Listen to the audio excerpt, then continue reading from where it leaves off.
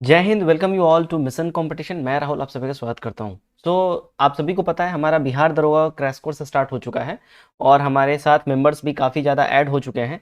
और हमारा जो है क्रैश कोर्स में ये पहला वीडियो है और ये वीडियो डेमो रहेगा। ये डेमो वीडियो मैं इसलिए बोल रहा हूँ क्योंकि ये यूट्यूब पे फ्री रहेगा।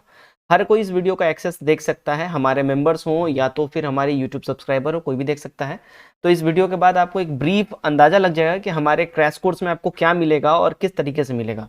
तो हमारे हैंड रिटन नोट्स हैं जो कि मेरे द्वारा लिखे गए हैं और उस नोट्स से ही आपको सारी चीज़ें एक्सप्लेन करी जाएंगी, समझाई जाएंगी। देखिएगा हमारे नोट्स में आपको एनसीईआरटी, जैसा मैंने आपको बोला था, एनसीईआरटी और साथ ही साथ लूसेंट का कंपाइलेशन आपको यहाँ देखने मिल जाएगा, यानी कि दोनों का ही निचोड़ आपको मिलेगा। हमारा जो नोट्स है प्रॉपर कंपाइल्ड नोट्स है, एकदम बिल्कुल परफेक्ट। आप इसको देखिए, वीडियो अच्छा लगे वीडियो को शेयर भी करिएगा और चैनल सब्सक्राइब जरूर करिएगा। चलिए स्टार्ट करते हैं। तो हमारा जो आज डेमो वीडियो स्टार्ट होगा जैन धर्म से, यानी एंसेंट हिस्ट्री हम लोग आज फोकस करेंगे। देखिए जैन का जो मतलब होता है, यानी जैन का जो अर्थ होता है वो होता है विजेता, यानी कि विक्टर। ये सवाल आपने देखा होगा, पूछा हुआ है, ठीक है। तो जैन शब्द का मतलब होता है विक्टर। अच्छा, जैन धर्म में जो है ना, जो जितने भी जैन गुरु रहे हैं, 24 जो जैन गुरु रहे हैं, इन्होंने अपने इंद्रियों पे कंट्रोल करा हुआ था, ठीक है, अपने सेंसेस पे कंट्रोल किए हुए थे। सेंसेस में बहुत सारे सेंसेस आते हैं, लाभ, लोभ, प्रेम, गुस्सा, ये सारे सेंसेस आते हैं। इन सब पे इन्होंने कंट्रोल करा हुआ था। तो देखिए बेसिकली इन्होंने पांच पांच करके दो पार्ट्स में इसको डिवाइड कर दिया था। एक था ज्ञानेंद्रियां और दूसरे थे कर्मेंद्रियां। तो ज्ञानेंद्रियों में 5 इंद्रियां थी और कर्मेंद्रियों में 5 इंद्रियां थी। तो टोटल मिला के ये 10 सेंसेस बन जाते थे और जो भी गुरु इस 10 सेंसेस पे कंट्रोल कर लेता था वो जैन धर्म का एक गुरु कहलाता था, तीर्थंकर कहलाता था। यहाँ पे देखिए उसी को एक्सप्लेन किया गया है। जो इन 10 इंद्रियों को वश में कर लेता था उसे जितेंद्र कहा जाता था, यानी कि सारे इंद्रियों को जीतने वाला, यानी कि जितेंद्र, ठीक है। और ध्यान रखिएगा उसको कैवल्य प्राप्त होता था, है ना। जो उसको ज्ञान की प्राप्ति होगी, उसको अपने सारे इंद्रियों पे कंट्रोल हो गया, तो उसको हम लोग बोलते थे कैवल्य की प्राप्ति होगी। जैन धर्म में ये बोलते थे, ठीक है। अब देखिएगा सभी तीर्थंकरों ने अपने अपने इंद्रियों पर कंट्रोल कर लिया हुआ था, जैसा कि मैंने अभी अभी आपको यहाँ पे बताया है, ठीक है। नेक्स्ट पॉइंट देखिएगा, नेक्स्ट पॉइंट है हमारा, देखिएगा नेक्स्ट पॉइंट है हमारा क्या, कि ऋषभ देव और आदिनाथ। यहां पे देखिए टोटल 24 के 24 तीर्थंकर की बात कर ले तो सारे 24 तीर्थंकर हमारे लिए इंपॉर्टेंट नहीं होते हैं। तो यहाँ पे जितने इंपॉर्टेंट तीर्थंकर हैं उनका यहाँ पे मैंने एक ब्रीफ आपके लिए यहाँ पे शॉर्ट डाउन कर दिया है, जिसको आपको इसको याद रखना ही चाहिए और यहाँ से क्वेश्चन पूछता है। ऋषभ देव या आदिनाथ ये पहले तीर्थंकर हुए थे। दूसरे तीर्थंकर हुए थे अजीतनाथ। तीसरे तीर्थंकर हुए थे संभवनाथ। चौथे हुए थे अभिनंदन नाथ, फिर सुमित नाथ, फिर पद्मा प्रभु, सुपर्सनाथ सातवें, आठवें चंद्र प्रभु, ठीक है, नौवें पुष्पदंत, 10वें शीतलानाथ और उसके बाद 19वें जो हमारे इंपॉर्टेंट बन जाते हैं मातिल, ठीक है। ये क्यों इंपॉर्टेंट बन जाती है इनको मैं हाईलाइट करता हूं, आप लोग इसको ध्यान रखिएगा। मातिल इकलौती ऐसी थी, इकलौती ऐसी फीमेल तीर्थंकर बनी थी जैन धर्म के अंदर में, मातिल, ठीक है। या इनको मल्लीनाथ भी कहा जाता है, ध्यान रखिएगा, मल्लीनाथ भी इनको कहा जाता है। मातिल बोलिए या मल्लीनाथ बोलिए, इकलौती फीमेल तीर्थंकर हुई हैं ये जैन धर्म के अंदर में। वीवीआई ये पॉइंट है, लाइन है, इसको आप नोट डाउन करके लिख लीजिए। 23वें हैं फिर पार्श्वनाथ और 24वें हैं स्वामी महावीर, जो आखिरी तीर्थंकर भी हुए हैं। तो ये सारे तीर्थंकर जो इंपॉर्टेंट आपके जानने लायक हैं, इसका मैंने यहाँ पे शॉर्ट डाउन कर दिया था। चलिए नेक्स्ट पॉइंट हम लोग यहाँ पे एक बार देख लेते हैं। देखिएगा पेन का कलर मैं आपके लिए जरा चेंज कर लूं। चलिए यहाँ पे ध्यान दीजिएगा। तो ऋषभ देव जो है इनका जिक्र अगर हम बोलें तो यजुर्वेद में हुआ है, ठीक है, यजुर्वेद में इनका जिक्र हुआ है। अच्छा, हैंड राइटिंग का अगर आप लोगों को थोड़ा सा इशू रहे तो माफ़ी चाहूँगा, लेकिन आप लोग बस मेरे वीडियो को देखिए अच्छे से और हैंड राइटिंग इतनी बुरी आपको नहीं लगेगी कि आपको समझ में ना आए। तो अगर हैंड राइटिंग का कोई इशू रहे तो उसके लिए मैं पहले से माफ़ी मांग लेता हूँ, ठीक है। अब देखिए 23वें जो तीर्थंकर अपने जो हैं पार्श्वनाथ, ठीक है। पार्श्वनाथ जिसका मतलब बेसिकली पार्श्व का मतलब क्या होता है, सांड। इनका निशान क्या था, सांड था। ध्यान रखिएगा, he is the father of अश्वसेना।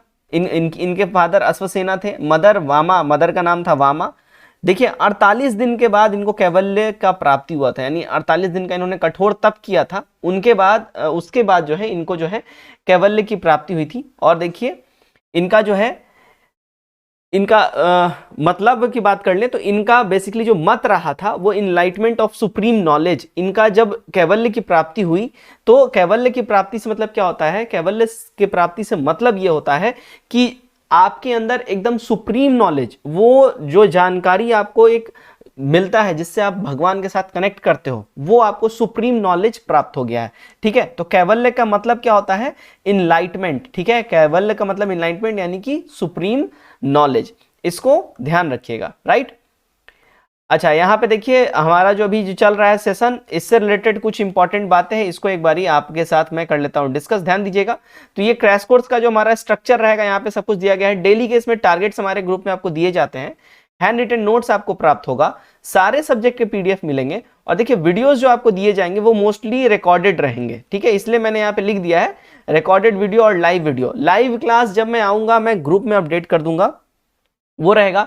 देखिए वीकली टेस्ट यहाँ लिखा गया, लेकिन वीकली टेस्ट अभी हो नहीं रहा है, वीकली टेस्ट कंडक्ट करवाया जाएगा लेकिन अभी वीकली टेस्ट नहीं हो रहा है। तो बाकी ये जो है 4 कंटेंट आपको रेगुलरली प्रोवाइड करवाया जाएगा। इस वीडियो का जो पीडीएफ है हमारा, इस वीडियो का पीडीएफ ये हमारे पेड ग्रुप में जो दरोगा का है, जहां पे मेंबर्स ऐड हो रहे हैं, उसमें अपलोड कर दिया जाएगा इस क्लास के बाद में, तो वहां से वो लोग इसको एक्सेस कर पाएंगे।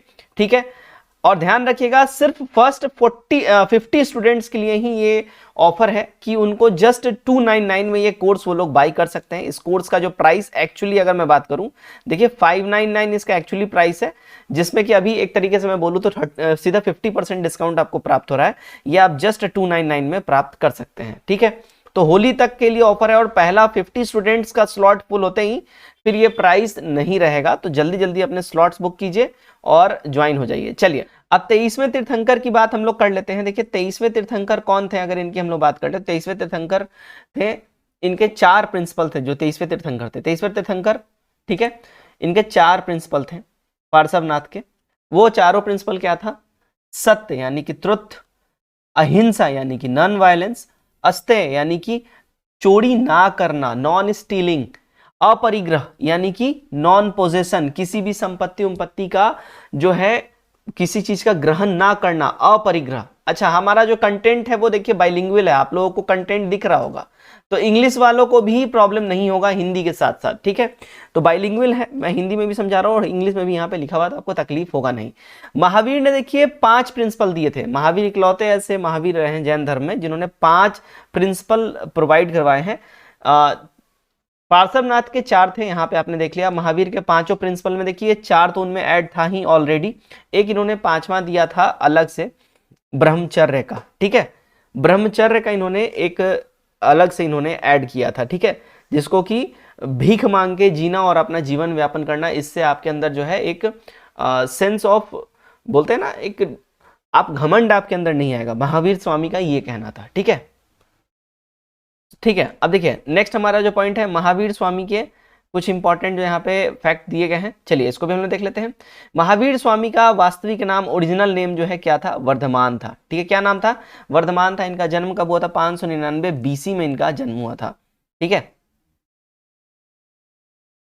थोड़ा सा थिकनेस, चलिए 599 बीसी में इनका बर्थ हुआ था, और 599 में बर्थ हुआ था, और 540 बीसी में जो है एनसीईआरटीज में आपको 540 बीसी में दिखेगा, इसलिए मैंने यहाँ पे दोनों ही मेंशन करा। देखिए अदर बुक्स में आपको 599 दिखता है, एनसीईआरटी में 540 दिखता है, तो मैंने इसलिए दोनों मेंशन किया है। आपको ये ध्यान रखना होगा, आपको मोस्टली 450 वाला ही दिखेगा, लूसेंट क्राउन कहीं भी उठा लीजिए तो ये 450 दिखेगा, तो ये वाला ध्यान रखिएगा, लेकिन मैंने दोनों को यहाँ पे मेंशन कर दिया है। इनका जन्म जो है देखिए वैशाली के कुंड ग्राम में हुआ था, जो कि बिहार के अंतर्गत आता है, बिहार स्टेट में आता है। इनके फादर का नाम था सिद्धार्थ। ठीक है, और ये सिद्धार्थ जो है इनके फादर, ये देखिए जातक वंश के राजा थे। ठीक है, जातक वंश के ये राजा थे। ठीक, इनकी मदर का नाम था त्रिशला, और ये लिच्छवी वंश की राजकुमारी थी। इनकी मदर लिच्छवी वंश की राजकुमारी थी, वाइफ का नाम था यशोदा। ठीक है, ध्यान रखिएगा। और इनकी जो बेटी का नाम क्या था, प्रियदर्शना था। ठीक है, प्रियदर्शना इनकी बेटी का नाम था। इनके दामाद का नाम क्या था, यानी सन इन लॉ, जमाली इनके दामाद का नाम था, जो कि इनका एक्चुअली बोलो तो जमाली इनका एक आगे चल के शिष्य भी बना। सिस्टर का नाम था सुदर्शना। ओके, एल्डर ब्रदर का नाम क्या था, नंदीवर्धन, बड़े भाई का नाम नंदीवर्धन, और ये जो है कुंड ग्राम का आगे चल के राजा भी बन गया था। ठीक है, सिद्धार्थ के डेथ के बाद, यानी सिद्धार्थ कौन, इनके फादर है ना, सिद्धार्थ जो है इनके फादर यानी कि महावीर स्वामी के पिताजी के देहांत के बाद जो इनके बड़े भाई हैं नंदीवर्धन, ये वहां के राजा भी बन गए थे। कहां के राजा, तो कुंडग्राम के। ठीक, चलिए अब देखिए नेक्स्ट, नन की यहां बात हो रही है, यानी कि भिक्षुनी, इनकी पहली भिक्षुनी कोई बनी थी तो वो चेलन्ना या चंपा बोलिए या चंदना बोलिए, ठीक है, बेसिकली एक ही इंसान का ये नाम है। ठीक है, डॉटर ऑफ दधिवाहन थी, ये किंग ऑफ चंपा जो है ना उनकी बेटी थी ये दधिवाहन, उनकी बेटी थी चंदना, यही इनकी पहली भिक्षुनी बनी थी, महिला भिक्षुनी। इनके सन इन लॉ जमाली जो थे ये इनके पहले अनुयायी बने थे या शिष्य बने थे, ये ध्यान रखिएगा, मोस्ट इंपॉर्टेंट है। ठीक है, अब बात कर लेते हैं हम लोग इनके दामाद जमाली की। देखिएगा जमाली ने क्या किया था, देखिएगा तो जमाली ने एक अलग ही संप्रदाय अपना बनाया और उस संप्रदाय का नाम था बहुतरवाद, बहुरतवाद। ठीक है, बहुरतवाद इनका नाम था। बहुरतवाद का जो मेन कॉन्सेप्ट था वो क्या था, until the work is finished, जब तक काम खत्म ना हो उसको करते रहना चाहिए। बहुरतवाद का ये कॉन्सेप्ट था जिसको जमाली ने स्टार्ट किया था। महावीर का सिद्धांत क्या था, इनका था क्रियमान क्रम। ठीक है, क्रियमान क्रम यानी कि work start means work finished. इनका कहना था अगर काम को शुरू किया है तो काम को खत्म भी करना है। ठीक है, महावीर का सिद्धांत क्या था, क्रियमन क्रम। ठीक है, मैं जान रहा हूं थोड़ा सा आपको ऐसा लग रहा होगा हौच पौच जैसा, लेकिन उसके लिए मैं माफी चाहूंगा, लेकिन कंटेंट जो है आपको और कहीं भी दिखेगा नहीं, मैं पहले बता दे रहा हूं। कंटेंट सारे प्रीमियम कंटेंट मैं आपको यहाँ दिखा रहा हूं जो हमारे पेड मेंबर्स को मिलने वाले हैं, और ये डेमो क्लास है।